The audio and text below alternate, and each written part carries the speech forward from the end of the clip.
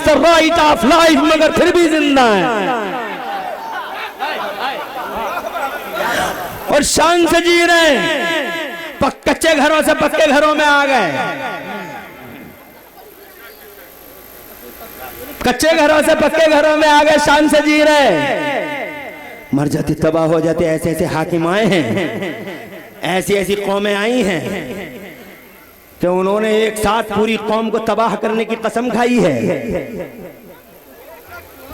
Hulagu Khan, Genghis Khan, मंगोले, तातारी 40 lakh मुसलमानों को मार के दरिया दजला का पानी लाल लाल कर दिया था, मगर मर गया। हलाकू मुसलमान जिंदा है।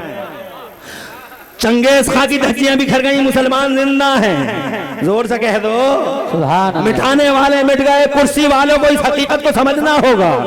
वाह वाह, कुर्सी वालों को इस हकीकत को समझना होगा जो कहते हम इस्लाम को खा जाएंगे, इस्लाम को खा जाएंगे। अरे कैसे खा जाओगे बे तुम इस्लाम को? इस्लाम को ये आगरे का पेठा है, खा जाओगे। मथुरा का पेड़ा है, निकल जाओगे। गजरोला की खीर है, चटनियां चटनियां ले लेके खा जाओगे। ये लखनऊ की रेवड़ी है या बंबई का अफलातून है, खा जाओगे। इस्लाम अल्लाह की इज्जत की कसम एक खुशबू है। वाह, जोर से बोलो, जोर से। इस खुशबू को फैलने से रोकने के लिए दुनिया में आज तक कोई दीवार नहीं बनी और इस खुशबू का गला काटने के लिए जमाने में आज तक कोई तलवार नहीं बनी। सूरज कल भी पूरी शान से आबोताब के साथ चमक रहा था और इस्लाम का सूरज आज भी पूरी आबोताब के साथ चमक रहा है। जनाबे वाला, फिर तुम जिंदा कैसे हो? मैं ये पूरी दुनिया तुम्हें मिटाने के फिराक में थी। 1400 साल हो गए, मार देंगे, खत्म कर देंगे। डॉक्टर इकबाल कहते हैं मुस्लिम जहां में सूरत खुर्शीद जीता है, मुस्लिम जहां में सूरत खुर्शीद जीता है। इधर डूबा उधर निकला, उधर निकला इधर डूबा, मगर जीता है शान से। तवज्जो है, जीता है।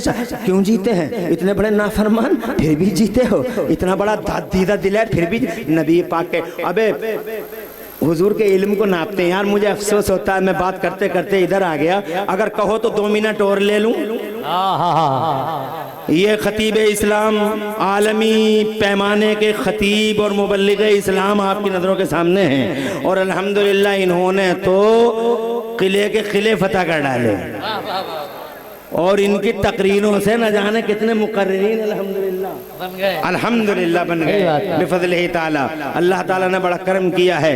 मैं नहीं चाहता कि इनके और अपने दरमियान ज़्यादा ऊंची दीवार खड़ी कर सकूं, इसलिए 2-4 मिनट की इजाज़त और चाहता हूं।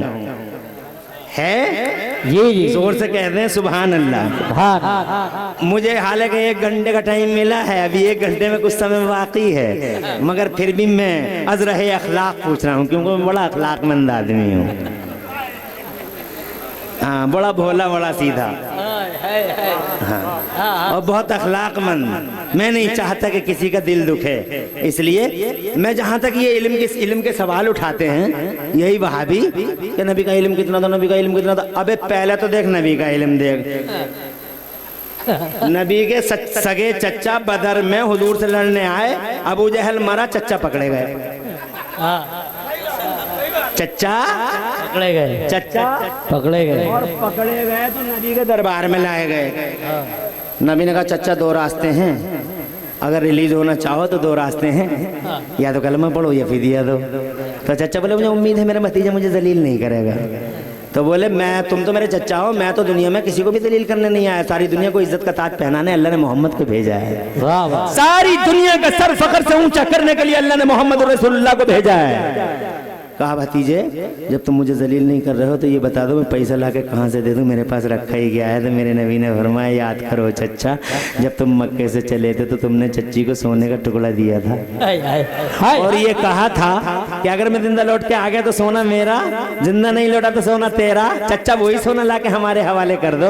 अब चच्चा दिल में सोच रहे हैं बात तो भतीजे तेरी सही है, सोना तो मैंने दिया था मगर आधी रात का टाइम था, कमरा बंद था, अंदर मैं था और वो थी तेरी चच्ची, तीसरा कोई नहीं। तुझे कैसे पता लग गया कि मैंने सोना दिया? दिल में सोच रहे, तुझे कैसे पता लग गया कि मैंने सोना दिया है? तो जनाब वाले दिल में ऐसा सोच रहे हैं तो मेरे नबी फरमा रहे क्या सोच रहे हो चच्चा? इल्म देखो बे। अबे इल्म किसे कहते हैं? किसी शामियाने को कहते हैं बे इल्म, किसी कार को कहते हैं इल्म, किसी ट्रक को कहते हैं इल्म। किसी साइकिल महासाइकिल को कहते हैं इल्म। यही तो है। इरशाद फरमाया क्या सोच रहे हो चचा?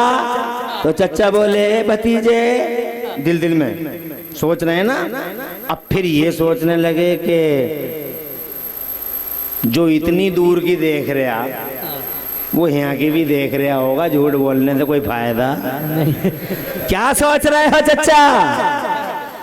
कहा ये सोच रहे हूँ भतीजे कि बात तो तेरी सही है, सोना तो मैंने दिया था मगर आधी रात का टाइम था, कमरा बंद था, अंदर में था और वो थी, तीसरा कोई नहीं था। तुझे कैसे पता लग गया कि मैंने सोना दिया है? तो जनाबे वाला हदीस पढ़ के देख लो। मुस्तफा जान रहमत मुस्कुराने लगे, मेरे आला हजरत फरमाने लगे जिसकी तस्कीन से रोते हुए हंस पड़े, जिसकी तस्कीन से रोते हुए हंस पड़े, उस तबस्सुम की आदत पे लाखों सलाम। मुस्तफा जान रहमत पे लाखों सलाम, शमेवत में हिदायत पे लाखों सलाम। मुस्कुरा के मेरे नबी ने इरशाद फरमाया, चचा पूछना चाहते हो हमें कैसे पता? हाँ भतीजे कैसे पता? मुस्कुरा के फरमाया अखबरनी अल्लाह, ए मेरे चचा मुझे मेरे रब ने गैबों का इल्म अता फरमाया है। बरेली वाले कहते हैं और कोई गैब क्या, तुमसे नेहा हो भला जब न खुदा ही छुपा, तुम पे करो रोज रोज, ये तो नबी का इल्म है। अब जरा नबी से इल्म सुन ले 1 मिनट के अंदर। खुदा की कसम इल्म था ही नहीं जमाने में आम। मुस्तफा से पहले दुनिया में ज्ञान आम नहीं था, मुस्तफा से पहले नॉलेज आम नहीं थी, मुस्तफा से पहले इल्म आम नहीं था दुनिया में। अगर इल्म आम होता तो वो भी साइकिलें बना लेते, मोटरसाइकिलें बना लेते, वो जनाब प्लेन बना लेते। नबी से पहले, अरे अगर नबी से पहले इल्म आम हो गया होता, तवज्जो है तुम्हारी बात कहो बीच चौराहे पे जब दुनिया पूछे कि कुरान का फायदा क्या है, तो जनाब कुरान को फाड़ने वाली दुनिया तुमसे पूछे, कुरान को पैरों के नीचे रखकर फोटो खिंचवाने वाली दुनिया जनाब तुमसे पूछे what is the benefit of Holi Quran, Quran का फायदा क्या है, उस वक्त सीना 56 का नहीं 72 इंच का करके कहो कि कुरान का फायदा ये है कि जब तक कुरान नहीं आया था एक मशीन न बना सकी दुनिया, एक मशीन नहीं बना सकी, न साइकिल न महासाइकिल, न प्लेन न ट्रेन न माइक, कोई मशीन कुरान से पहले। चैलेंज है मेरा, दिखा दे कोई, क्योंकि कुरान से पहले मशीन इसलिए नहीं थी कि मशीनें विकास था, विकास इल्म से होता है और इल्म जनता के बीच में फैला हुआ नहीं था, क्योंकि अल्लाह की मर्जी ये थी कि अभी मैं इल्म को आम नहीं करूंगा। सुन लो एक जुमला, आखिरी जुमला, इल्म को मैं अभी आम नहीं करूंगा, बल्कि पहले अल्लाह की मशीयत ये थी कि पहले मेरा नबी आएगा, पहले मेरा मोहम्मद आएगा, पहले मेरा रसूल आएगा और रसूल के बाद फिर मैं दुनिया के पर्दे पे इल्म का उजाला आम करूंगा। यही वजह रही 12 रबीउल अव्वल को नबी आ गए, खुदा की कसम जमाने पे छा गए। बचपन देखा, दुनिया बोली बच्चे बहुत देखे मगर हलीमा जैसा, हलीमा के लाल जैसा लाल न देखा। जब जवान हुए और गलियां सजी हैं मेरे नबी से, वाह वाह वाह, गलियां सजती थी मुस्तफा से, खुदा की कसम जब जवान हुए दुनिया तड़प के कहती है हमने जवान वो देखे मगर अब्दुल्ला के जवान जैसा जवान नहीं देखा। जब वो 40 बरस के हो गए तो अल्लाह ने फरमाया आजा मेरे नबी, गारे हिरा में आजा, मैं तुझे अपना कुरान दूं, अपना बयान दूं। आ गए मुस्तफा, जिब्राइल आए और जिब्राइल ने आके पहली सूरत सुनाई कुरान की, सुनते रहना, जरा हाथ उठा के एडवांस में सुभान अल्लाह कहो ताकि ये बात याद रख सको। अल्लाह उठे हाथों की लाज रख ले, बखुदा ऐसा प्यारा मजमा है, हाय हाय वाह वाह वाह, कारी मुशीर रजा, ऐसा मजमा, मुबारकबाद आपको और आपकी कमेटी को।